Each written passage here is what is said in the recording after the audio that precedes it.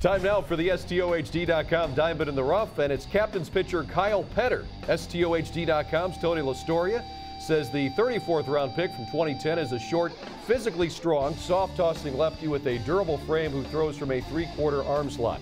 He throws a two-seam fastball that sits at about 88 to 89, but is touch 92. He has a slow 12-6 curve and shows a good feel for the change. He has potential to someday be a front-line left-handed reliever in the big leagues.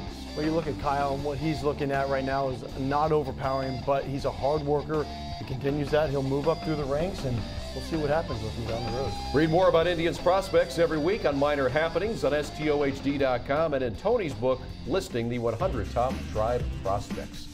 Welcome back to the show. Joined now by Ross Atkins. Ross, always great to see you. And we've got a lot to talk about here, a lot of pitching to talk about. And even though Drew Pomerantz and Alex White are now in the Rocky system, where Pomerantz will be, I think, officially this week, but there's a lot of other kids to talk about.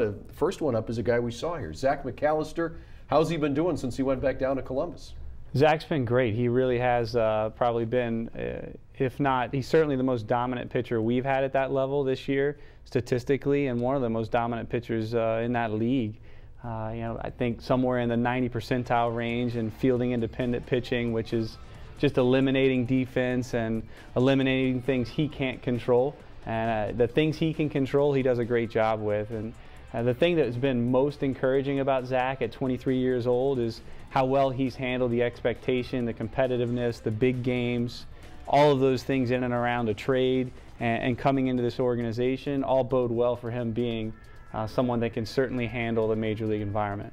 Russ, what do you think with him being in that trade last year? He was in AAA, really struggled. This year, I mean, we've just seen a complete different pitcher in him. You think it's the maturity of getting a year older and just that experience? Yeah, I think so. He's made some subtle delivery adjustments that have helped him. He's gotten more aggressive with his fastball to halves.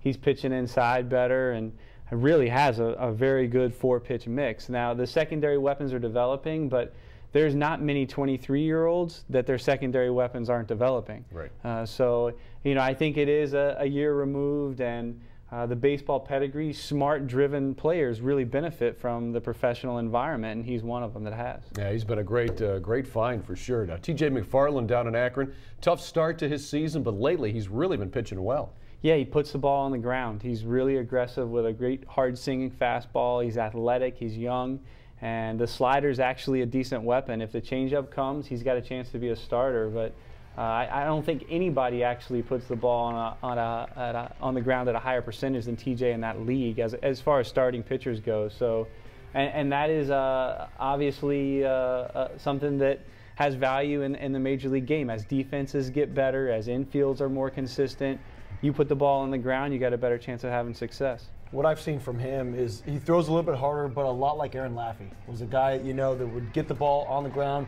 You knew that he was going to pitch the contact, and that's what I've liked a lot just by watching him this year. Very good player comparison, very similar. The thing about Aaron Laffey was his toughness and confidence. Now, if that comes with TJ, and TJ certainly has all the signs that he has those things in him, they've just got to continue to progress, as his slider and changeup do. So, Aaron's competitiveness was so elite. Hopeful that TJ has some of that in him too, and we think he does.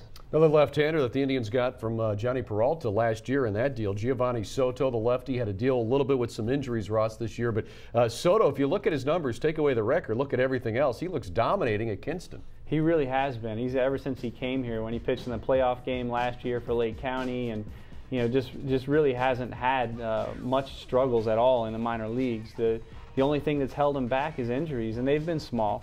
Fortunately, nothing significant. So I think that's mostly youth and him still growing into his overall physical size and what he's ultimately going to be. But our player development guys love this guy. They talk about his intelligence, they talk about his confidence, his savvy, the things that it takes to be a major league pitcher. So now whether or not he's a major league reliever or if he can stay in a rotation will be the question, but he's a major league pitcher. Ross, the lefty that I really like, that I've really grown accustomed to watching on a regular basis, is Mike Rail. He looks good. He's a good talent. What about him and his way of moving up? It's for him, he's at the Kinston level now, and his delivery's so clean, his pitches are so refined that he could probably be at an even higher level and still have some success.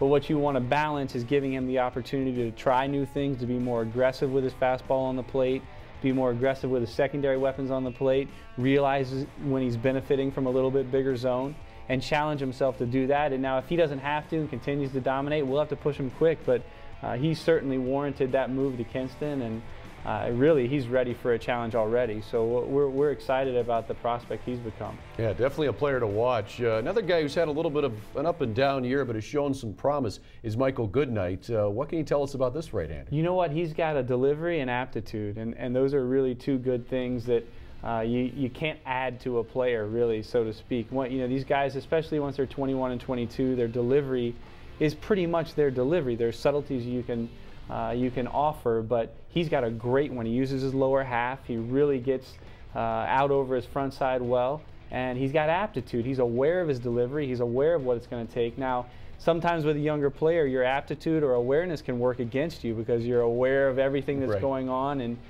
now it's going to be a matter of him simplifying things for himself. Hector Rondon was a guy that was a high prospect, has Tommy John surgery. Now, where does he fit in the picture right now for you guys going forward? We're at the end of the rainbow, hopefully, with him. After going through that process, it's been lengthy. He's had a couple of minor setbacks in the process, which is normal.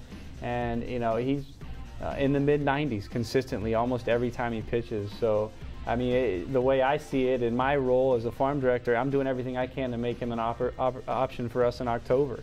And that's going to be a tough push as he's pitching in sim games in Arizona right now. But that's the mindset I want him to have. Okay. Jason Knapp, too, the pitcher that we got from Philadelphia in the Cliff Lee deal a couple of years ago, he has to have another surgery, right? Yeah, unfortunately, he's had another setback with his shoulder. The thing we know well about Jason is how well he handles going through the process of rehab, going through the process of setbacks, and handling and controlling the things he can control to get stronger with his lower half, to get stronger with his core, to work on things off the field so that when he does get that opportunity again, he's prepared. So he's focused on that. He's actually home right now, and we'll get him back out to Arizona and hopefully have him ready for spring training. All right, Ross. Hey, thanks for stopping by. Great information. We'll talk again soon. All right, Al. Thanks, Jason. Ross Atkins joining us here with Indians Minor League Magazine. We'll take a break. When we come back, more still to give you here on this week's show, including a look at one of the bright young stars in Kinston, Clayton Cook.